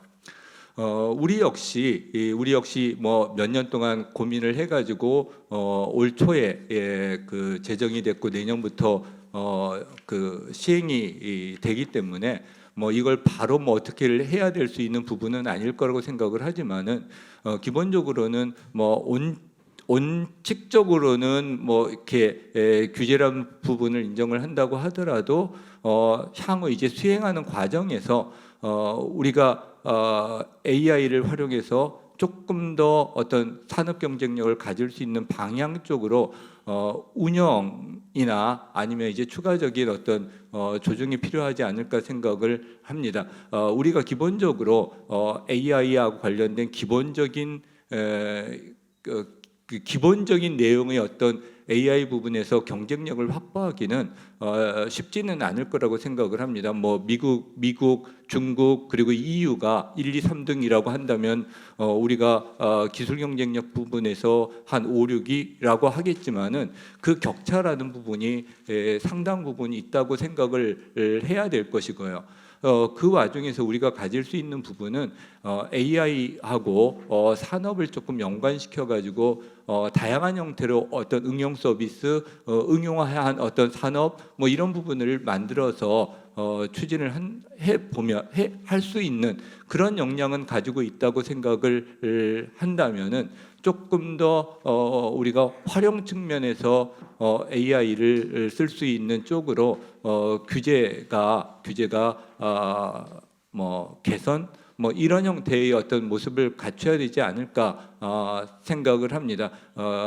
그 워낙 특히 이제 서비스 부분에 있어 가지고는 규제라는 부분이 굉장히 다양한 어떤 법률 하에서 이루어지고 있기 때문에 AI를 통해 가지고 나올 수 있는 향후에 나올 수 있는 부분들을 조금 더 미리 파악을 해서 선제적으로 이런 방향의 어떤 규제는 되고 안 되고 이렇게 논의할 단계는 아니기 때문에 네거티브 규제 그리고 이제 원칙론적인 어떤 측면에서 접근해야 되지 않을까 생각을 하면서 마무리하겠습니다. 감사합니다. 네, 신덕순입니다. 이성혁 교수님 그리고 기조발제 그리고 앞서 두 분의 토론 감사합니다. 저는 AI 그리고 정보통신 산업계 현장 목소리를 전달하는데 제 토론을 좀 더 집중하겠습니다. 지난해 12월 16일 국회에서 통과된 AI 기본법은 저희 업계 입장에서는 한국 AI 산업에 있어서 역사적인 전환점은 분명합니다. 이게 내년 1월 시행을 앞두고 있고 이 법이 기술 혁신과 사회적 신뢰 그리고 AI 산업 진흥과 안전한 사회 기반 조성이란 두 마리 토끼를 잡겠다는 그런 목표를 제시하고 있는 점에서 많은 의미가 있습니다. 그리고 이 법이 21대에 이어서 22대 국회에서 다양한 의원 입법으로 나왔죠. 그래서 발의되어 가지고 4년에 걸쳐 다뤄졌고, 그리고 교수님 말씀처럼 논의 절차에서 마지막 순간에 조금은 서두른 경향이 있습니다. 거기에 저희 산업계에 좀 아쉬운 점이 있고요. 이후에 이어 제정되었고 시행일 기준으로는 세계 최초로 하는 타이틀에 집착해서가 아니었기를 희망해 봅니다. 통과된 AI 기본법을 살펴보면 세부 내용이 상당 부분이 시행령에 위임되어져 있습니다. 그런 만큼 시행령이 어떻게 설계되느냐에 따라서 한국 AI 산업이 글로벌 경쟁에서 도약할지 아니면 규제의 늪에 빠질지 결정됩니다. 따라서 시행령은 단순한 규제의 틀이 아니라 산업 혁신의 플랫폼이 되어야 합니다. 글로벌 흐름을 보면 굉장히 부러웠죠. 미국 트럼프 행정부가 취임 당일 이후에 스타게이트 프로젝트로 720조 원을 과감하게 투자하고 규제 완화를 나섰고요. 이후 역시 인베스트 AI 이니셔티브로 300조 원을 투입하면서 지금 쩐의 전쟁을 벌이고 있습니다. 그리고 전체적으로다가 EU도 규제에서 지능으로 다 방향을 틀고 있습니다. 한국이 이 흐름에서 뒤처지지 않으려면 법을 만든 거에서 만족하지 말고 구체적으로 실무적인 시행령 제정 과정에서 실질적인 목소리, 산업계 현장 목소리와 실무 경험이 충분히 반영되어서 경쟁력을 갖춰야 된다 봅니다. 오늘 정부 측에서 나오신 과기부 공과장님께서 폭넓은 의견 수렴의 장을 지속 추진하시겠다고 하셔서 굉장히 고맙고요. 현재 그러나 그 AI 기본법 하위 법령 정비단을 살펴보면 산업계 목소리가 충분히 당기지 않고 있다는 우려가 많이 있습니다. 따라서 정부는 이를 해소할 공식 창구를 즉각 오늘 말씀처럼 마련해 주셨으면 고맙겠습니다. 오늘 귀한 자리가 주어진 만큼 저는 그 AI 산업계가 우려하는 일단 시행령에 들어가야 5가지 사안을 좀 전달해 드리고자 합니다. 먼저 고용향 AI 정의의 모호성, 이게 계속 나왔는데요. 기업의 불확실성을 키우고 있습니다. 이 부분이. AI 기본법은 고용향 AI를 생명 안전 기본권에 중대한 영향을 미치는 시스템으로 정의하며 엄격한 규제를 예고하고 있는데요. 이 정의가 너무 추상적입니다. 그래서 기업 입장에서는 자사 서비스가 이 규제 대상인지 예측하기가 너무 어렵습니다. 예를 들어 채용 AI가 지원자를 보조적으로 평가하는 경우 최종 결정을 내리는 경우를 구분할 기준이 불분명합니다. 의료 AI 경우도 마찬가지입니다. 영상 분석 보조 도구와 진단 결정을 동일한 그 고용향 AI로 묶는다면 기업은 R&D 초기부터 과도한 준수 비용을 감당해야 할 것입니다. 산업계에서 본다면 이는 혁신의 씨앗을 꺾는 결과로 이어질 수 있습니다. EU는 위험 기반 규제로 세분화된 기준을 제시하고 있고 미국도 네거티브 규제로 기업 자율성을 보장하고 있는데요. 시행령에서는 이 고용향 AI 판단 기준을 기능적 역할 그리고 영향력 범위, 분야별 특성에 따라 명확히 구체화하고 실무 사례 기반 가이드라인을 제공해야 할 것입니다. 그래야 기업이 규제를 예측하고 혁신에 집중할 수 있습니다. 두 번째로 생성형 AI 표시 의무가 창작과 혁신의 족쇄가 될 수가 있습니다. AI 기본법의 생성형 AI 콘텐츠 표시 의무는 딥페이크 같은 악용을 막으려는 그런 본질적인 취지는 이해합니다만 AI가 보조도구로 사용되는 경우에까지 일률적으로 규제하면 창작자와 기업에 큰 부담이 됩니다. 영화 편집에서 AI로 색보정을 한다든지 웹툰에서 배경을 생성하는 경우 창작 주체는 AI가 아니라 여전히 사람입니다. 이를 AI 생성물로 간주의 표시를 강제하면 콘텐츠 진흥원 추정으로다가 약 30%의 제작 비용이 증가됩니다. 그렇게 되면 글로벌 경쟁에서 뒤처질 수밖에 없습니다. EU는 딥페이크처럼 혼동 가능성이 큰 경우에만 투명성 의무를 부과하고 있고요. 미국은 소비자 기만 방지에 초점을 맞춘 자율 규제를 채택하고 있습니다. 시행령에서 AI 기여도를 기준으로 표시 의무를 차등하고 보조적 역할은 예외로 규정해야 합니다. 그래야 창작의 자유와 기술 혁신이 보장됩니다. 셋째로 기존 법령과의 중복이 우리가 살펴봐야 될 부분입니다. 이 부분으로 기업 부담이 가중될 수가 있습니다. AI 기본법은 수평 규제를 지향하고 있지만은 개인정보보호법이나 금융위의 AI 가이드라인과 충돌 가능성이 높습니다. 금융 AI가 고영향 AI로 분류되면 이중 규제를 받게 되어 기업 준수 비용이 폭증할 수 있습니다. 미국은 NIST의 AI 리스크 매니지먼트 프레임워크로다가 부처 간 표준을 맞추고 있고요. 영국은 분야별 규제로 중복을 최소화하고 있습니다. 한국은 부처 중심주의로 규제가 분산되어 있는 현재 상황인데요. 시행령에서 기존 법령과의 관계를 잘 정리해 주시고 중복 시 우선 적용 원칙을 명확히 좀 해주셨으면 좋겠습니다. 네 번째로 사실조사 권한의 불명확성을 좀 바로잡아야 될 것 같습니다. 과기정통부 장관의 사실조사 권한이 지금 법에 되어 있는데요. 이 요건이 모호합니다. 그래서 자의적으로 집행할 우려가 굉장히 큽니다. 따라서 그 경쟁사 민원으로다가 조사가 시작되면 기업의 핵심 기술을 하고 데이터가 노출될 수 있고 이는 글로벌 경쟁에서 굉장히 치명적으로 다 작용할 수 있습니다. 미국은 민간 자율 규제로 기술 보호를 우선하고 EU는 조사 기준을 명확히 설정하고 있습니다. 시행령에서 조사 요건과 절차를 구체화하고 기업의 이의 제기권 같은 안전장치를 마련해야 할 것입니다. 마지막으로 검인증 독점 우려로 혁신 생태계가 저해될 수 있습니다. 민간 검인증을 지원한다고 하지만은 특정 단체의 독점이 우려됩니다.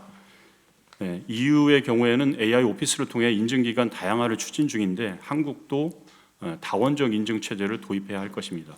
분야별 민간 주도 인증기관 참여를 보장해서 인증 결과 상호 인정 체계를 구축해야 시장에서의 경쟁력이 유지되고 강화됩니다.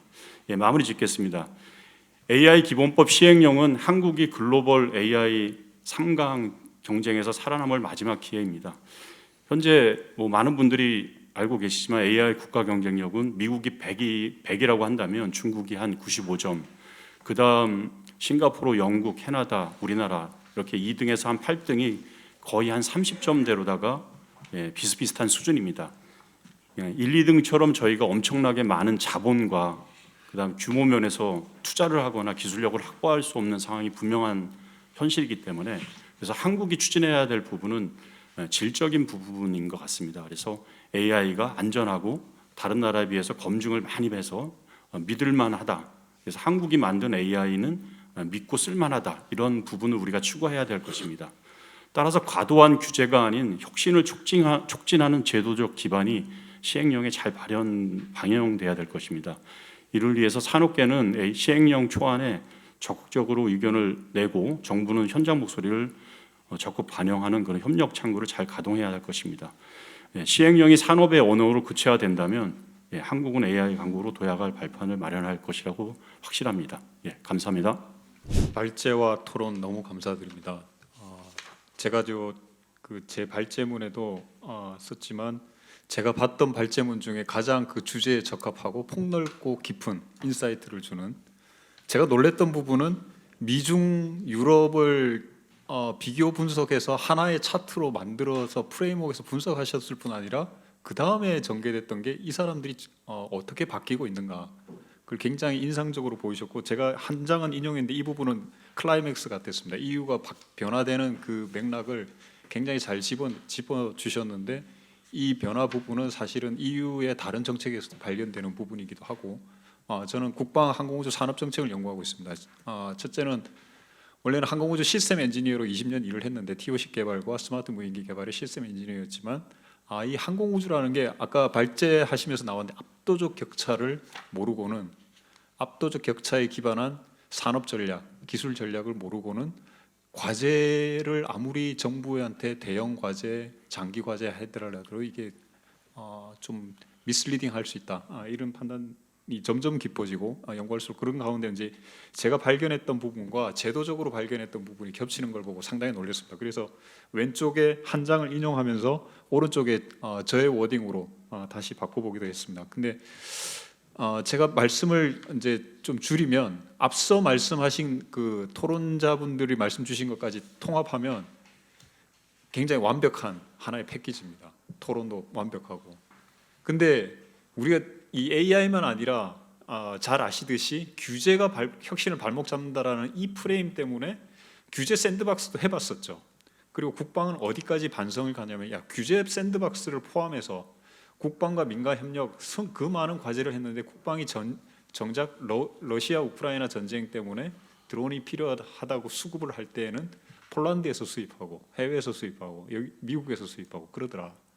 국방 스스로 그 반성 모드에 들어갔습니다. 우리가 그 많은 과제를 했는데 정작 미션에 투입하려고 하니까 해외 미국만 아니라 폴란드에서도 갖다 쓰고 이런저런 터키도 마찬가지고 터키한테도 실질적으로는 미션에 있어서 뒤지고 제가 이 두 가지를 같이 말씀드리는 것은 제도 개혁이 과연 혁신의 우선성을 만들까 혁신의 우위를 만들까 제도 발제자도 잘 말씀 주셨지만 Principle Centered Policy 이거 자체는 사실은 기본이죠.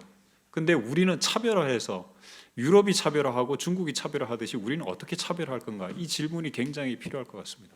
압도적인 격차를 고려할 때 중국만 하더라도 항공산업에서는 미국과 확실히 차별화됩니다. 사람이 죽어도 좋으니까 일단 드론 수송을 시작하자. 드론 수송 서비스 사업을 제일 먼저 시작한 데가 중국입니다.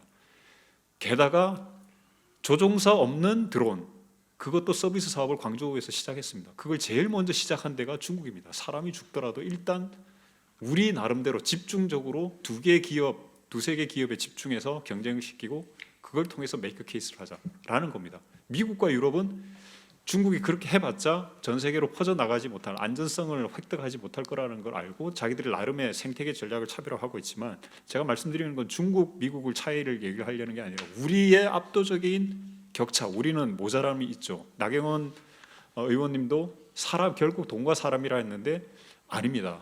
돈은 아무리 들어보고도 사실은 엉뚱한 대로 가는 현상을 저는 현장에서 많이 봤습니다. 사람 많이 투입했는데 그 사람은 제대로 경쟁력이 갖춰지면 엔비디아로 가든지 인텔로 가든지 미국으로 가든지 그렇게 됩니다.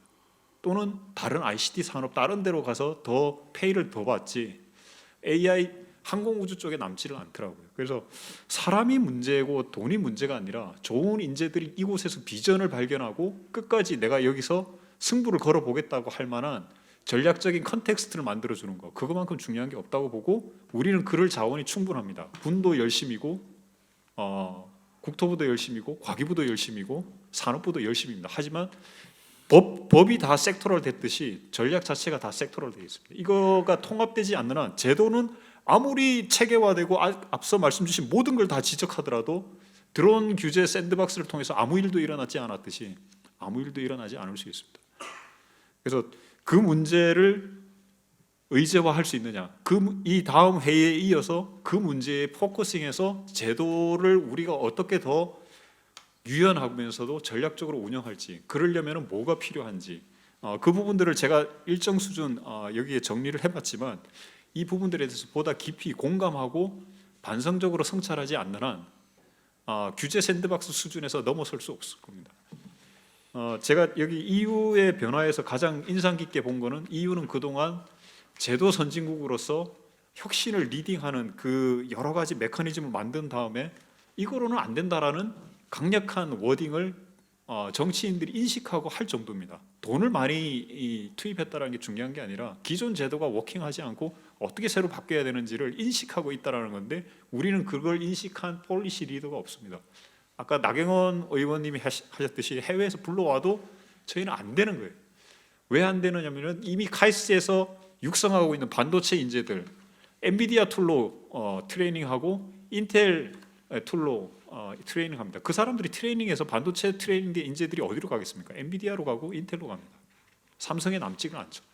우리만의 특정한 혁신 존을 좁히고 그 포트폴리오 안에서 축적된 지식을 서로 공유하고 네트워크를 하고 국내에서 내가 남아 있어도 충분히 내가 더 많이 배우고 더 많이 진화할 수 있구나. 그 꿈을 가질 수 있게 해줘야 됩니다. 그 인바이러먼트를 갖는 거는 부처 간에 지금처럼 따로따로 하는 거 이거 완전히 없애야 되고 엄청난 기회가 있습니다.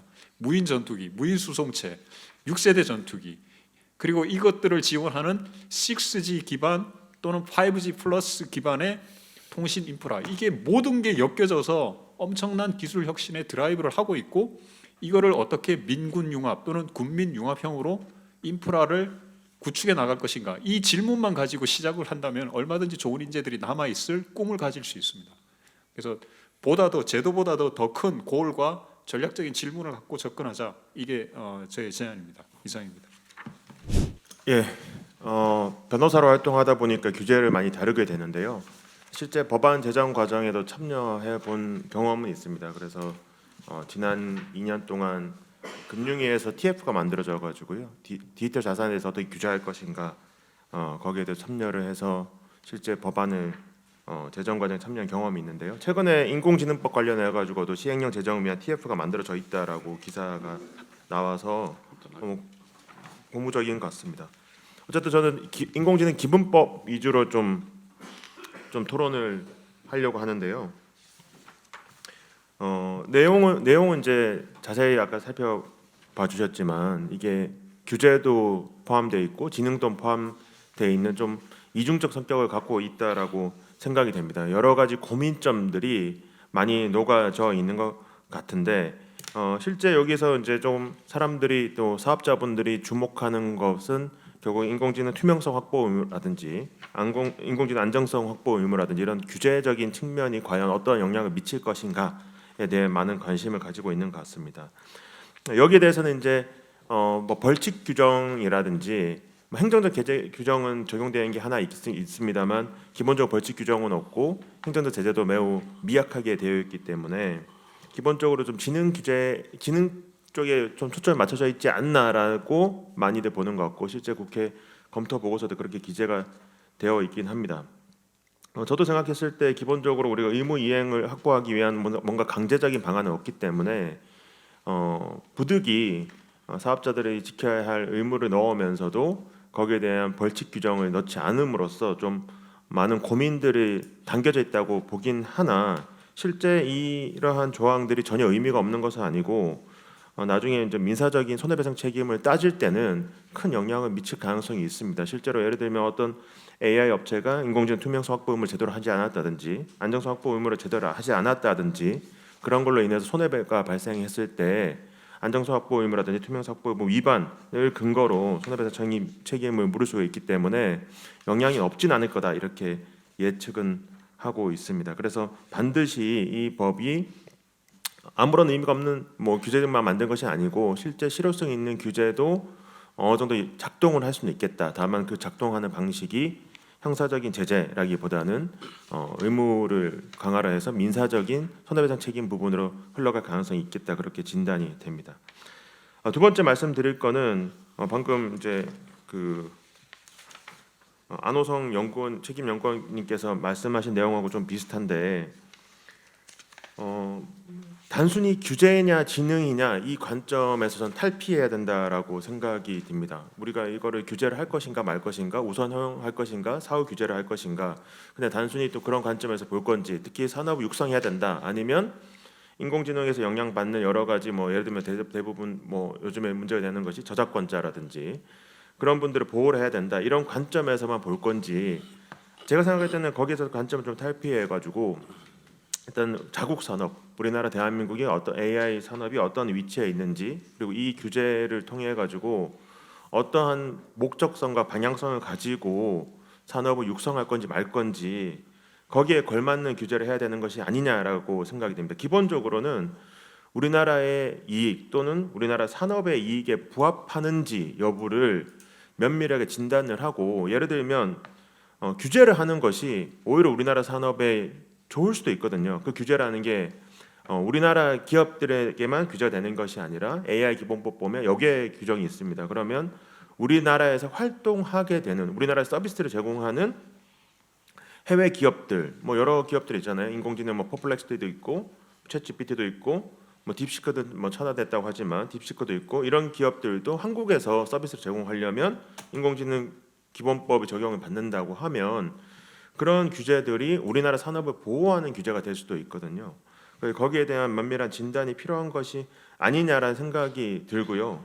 대표적으로 이제 EU 같은 경우에도 강력한 규제법을 도입했는데 그 이유가 AI 기반이 취약하기 때문에 자국 산업을 보호하기 위한 측면이 있는 것이 아니냐라고 이야기를 하고 있습니다. 그러니까 미국은 상대적으로 좀 약한 규제 또 행정명령을 통해 뭐 규제를 좀 도입하긴 했지만 상대적으로 약한 규제를 도입하고 있고 EU는 좀 강력한 규제를 도입하는 그 이유들을 보면 미국에는 빅테크 기업 중심으로 인공지능 엄청난 돈을 투입하고 이미 산업이 발전되어 있는 반면에 EU에는 그렇지 못하기 때문에 적어도 EU에서는 산업을 육성하고 규제를 풀어주는 것이 아니라 규제를 강력하게 하는 것이 자국 EU의 그 회원국의 이익에 부합한다는 측면을 고려한 것 같은데 우리나라에서도 생각을 해보면 우리나라 같은 경우에 이제 인공지능 산업이라든지 기술이 상당히 이제 초보적인 수준보다는 한 2군 정도로 평가를 하고 있더라고요. 그래서 1군에 들어가지 못하고 2군 정도에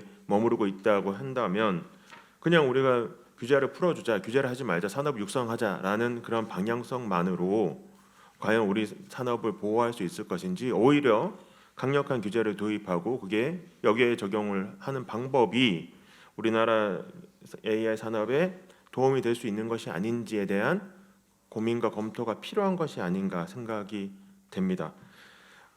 그래서 제 생각에는 그냥 단순히 우선 허용 사후 규제하자 아니면 규제를 약하게 하자, 규제를 풀어주자보다는 어떠한 전략을 취하는 것이 국내 인공지능 산업에 도움되는 것이 재검토할 필요가 있다. 방금 저 앞에 토론하셨던 안호선 책임연구원님하고도 좀 일맥상통한 측면이 저는 있다고 생각이 됩니다. 기타 고려 사항으로는 법에 대해서 제가 좀 뭐 법률가니까 좀 따져봤는데 우선 고용량 문제가 되는 게 고용량 인공지능 개념과 범위가 좀 모호하다라는 건데 저는 법이라는 게 법률 규정으로 아주 세부적으로 정하기는 상당히 좀 어렵다고 생각합니다. 그 세부적으로 정하는 것은 시행령, 시행규칙을 정해야 될 사항이고 그리고 고용량 인공지능에 대해서도 법률 규정을 보면 항목을 정해놨고 뭐 예를 들면 에너지 공급, 먹는 물 생산 공정 등 항목을 세부적으로 정해놓고 여기에 중대한 영향을 미치거나 위험을 초래할 우려가 있는 경우로 한정했기 때문에 법률 규정상 이게 너무 모호하다라고 뭐 바로 판단하기는 조금 지금은 좀 구체화된 것이 아닌가 그 법 제정 과정에서 저는 그렇게 생각이 되고요. 다만 이제 마지막에 뭐 카목 이런 거 보면 생명, 신체 안전, 기본권 보호에 중대한 영향을 미치는 영역으로 대통령이 정한 영역 이렇게 되어 있습니다. 그래서 그 영역이 어디까지 포함되는지는 시행령을 구체화될 사항인데 그건 향후 TF 통해 가지고 과기부에서 좀 상세하게 정하면 충분하지 않나 생각이 됩니다. 물론 여기에 대해서 한국인터넷기업협회는 실제 위험성이 명백히 예상되는 경우로 한정될 필요가 있다는 의견도 제출한 걸로 보이는데 그러면 그렇게 명백한 걸로 바꾸면 물론 더 고용량 인공지능이 더 협소하게 포함될 것이긴 한데 지금 또 뭐 그냥 고용량 인공지능이 포함되도록 한 것이 아니라 어쨌든 중대한 영향을 미칠 우려가 있는 이런 표현이 있기 때문에 생각보다는 모호성이 좀 덜어질 가능성이 있다라고 생각을 합니다. 그리고 인공성 투명성 확보 의무와 관련해 가지고 표시 의무, 생성형 결과물에 대해서 또 최종적 결과물에 대해서 이게 생성형 인공지능에서 만들어진 거라고 표시를 해야 되는데 그 기여도와 무관하게 무조건 표시 의무를 부과하는 것이 현실적으로 이행이 어려운 것이 아니냐, 그 실익이 있느냐라는 비판이 있는데 이 부분은 조금 경청할 부분 좀 있다라고 생각이 되고요. 뭐 예를 들면 생성형 결과물이라고 한다 하더라도 그 기여도가 매우 미미해서 그 실제로는 저작권자가 자기가 대부분 만들고 생성형 인공지능에 대해 조금 수정한 걸 가지고 무조건 생성형 인공지능 활용했다라고 뭐 일률적으로 표시하게 하는 것이 바람직한지는 좀 고민할 필요가 있을 것 같습니다. 그리고 국회 입법 과정에 나왔던 이야기이긴 한데 요즘에 문제되는 것들이긴 합니다. 학습 데이터를 목록을 공개해야 되는 것이 아닌가라는 의견을 문체부에서 준 것으로 보이는데 왜냐하면 저작권을 제대로 준수했느냐 인공지능 업체들이 제대로 준수했느냐를 학습 데이터를 공개를 해야지만 알 수 있는 거 아니냐라는 의구심을 많이 갖고 있는 것 같습니다. 그래서 실제 인공지능 학습 데이터가 저작권 침해 여지가 있으니까 그 정보를 공개해서 판별하자는 취지인데, 뭐 최근에 논란됐던 뭐 지브리 저작권 논란 이런 것들도 학습 데이터가 뭘 가지고 학습했는지가 뭐 논란이 될 수 있을 거라고 생각이 되는데요.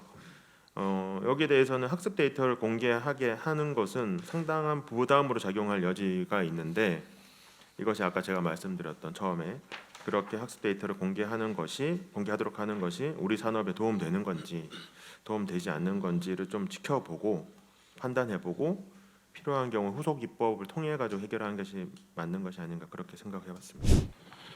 예, 뭐 토론 내용은 전체적으로 다 뭐 저는 큰 이견이었고 또 특별히 뭐 저한 질문은 없었기 때문에 아까 AI 규제 지도 같은 거는 진짜 한번 좀 저는 한번 보면 좋을 것 같아요. 그러니까 각 섹터별로 다른 나라에는 어떤 규제가 있고 뭐 한국에는 어떤 규제가 있고, 그래서 이게 필요한 건지 좀 어떻게 좀 변경할 건지 이런 거에 대해서 한번 정부가, 제가 AI 산업 지도나 AI 규제 지도 같은 이야기를 많이 했는데 잘 진행이 안 되고 있는 것 같아서 말씀드리고요. 추가적으로 이제 사실 이제 뭐 새로운 정부가 이제 또 2개월 뒤면 뭐 구성이 되는데 사실 우리가 이제 이 규제 패러다임 중에서 중요한 것 중에 하나가 이제 AI 정책이나 규제 거버넌스와 관련되는 겁니다. 뭐 거버넌스라는 게 뭐 결국 이제 누가 이제 일을 할 것이냐는 문제인데, 지금 이제 과기정통부가 중심이 돼서 이제 AI를 하고 있는데, 저는 AI는 그동안 우리가 인류가 뭐 불을 발명하거나 뭐 전기를 발명하거나 인터넷 발명한 거 이상으로 중요한 것 같아요. 진짜로 우리가 AI 시대를 적극적으로 리딩을 하지 못하면 2등 국가, 3등 국가가 될 수밖에 없다는 생각이 들어서 이거는 특정 부처의 아젠다가 아니다. 그래서 미국에 보면 이제 백악관에 OMB라는 게 있습니다. OMB, 오피스 오브 매니지먼트 앤 버짓이라고 관리 예산처라고 하는데, 우리로 치면 이제 기획재정부의 이제 기획과 예산 기능, 그다음에 규제개혁 기능들이 다 거기에 포함되어 있습니다. 그러니까 미국이라는 그런 큰 나라가 왜 그렇게 집중적으로 이제 기획, 예산, 규제를 같은 부서에서 하고 있을까?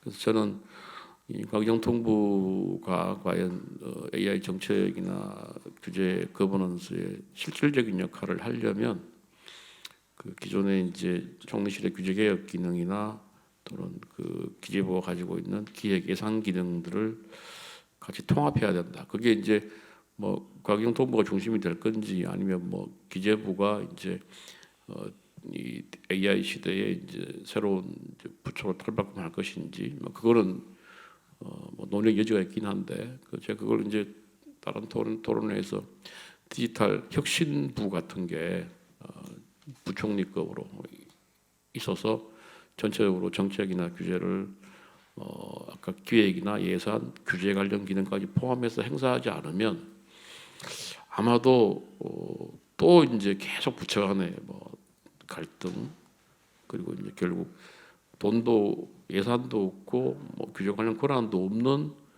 과기정통부가 계속 이 컨트롤 타워 기능을 하는 것이 가능할까? 아까 AI 위원회 같은 건 전 별로 믿지 않습니다. 지금까지 그동안 정부 수립일에 수많은 위원회가 있었지만 위원회가 컨트롤 타워 기능을 한 적이 저는 없다고 봐요. 결국은 예산이나 뭐 기획이나 규제라는 강력한 권한을 가진 기구가 있어야 되거든요. 그래서 그런 면에서 그런 AI 정책이나 규제 거버넌스에 대해서도 앞으로 이 정부가 출범하면 또는 뭐 하기 전이라도 계속 좀 논의를 할 필요가 있지 않냐는 말씀을 드리면서 제 의견을 마치겠습니다. 네, 감사합니다. AI 산업지도 그리고 AI 규제 맵을 작성할 필요가 있다고 말씀 주셨고요. 특히 이제 부처 간 장벽을 넘는 강력한 권한을 갖춘 새로운 거버넌스 필요성도 강조해 주셨습니다. 현재 미국과 중국, EU가 사실상 G3로 자리 잡는 상황인데요. 국내 AI 기본법은 향후 이제 폭넓고 유연한 규제 프레임워크를 지향하면서 하위 법령 마련 과정에서도 이제 사업자들이 과도한 부담을 느끼지 않도록 세심한 조율 작업이 요구됩니다. 특히 이제 정책 입안자가 미처 인지하지 못한 산업 현장의 실질적인 수요와 문제점을 법제도 설계에 적극적으로 반영하는 세심한 접근도 오늘 발제자와 토론자분들께서 모두 강조하셨습니다. 현재 그 글로벌 빅테크 중심으로 굳어져 있던 AI 산업의 경쟁 구도가 중국 딥시크 혁신 등을 통해서 최근 들어 크게 흔들리고 있습니다. 그리고 R&D 예산 부족으로 어려움을 겪어왔던 국내 AI 기업들도 다시 도전할 수 있는 새로운 기회의 국면이 열리고 있습니다. 이러한 변화의 흐름 속에서 우리나라의 인공지능 기본법이 국내 산업진흥, 특히 중소 AI 개발 사업자나 이용 사업자들을 효과적으로 진흥하기 위한 공론회장이 오늘처럼 또 열리길 기대합니다. 이것으로 글로벌 AI 경쟁력 강화를 위한 규제 패러다임 전환 세미나와 관련된 모든 행사를 마치겠습니다. 끝까지 경청해 주신 모든 분들께 감사드립니다.